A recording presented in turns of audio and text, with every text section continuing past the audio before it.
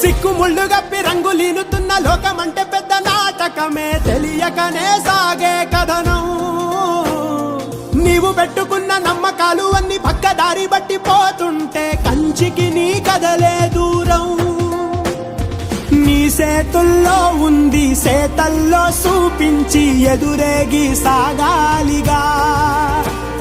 రేపేటవులో తేలాలంటే నువ్వెదురు చూడాలిగా.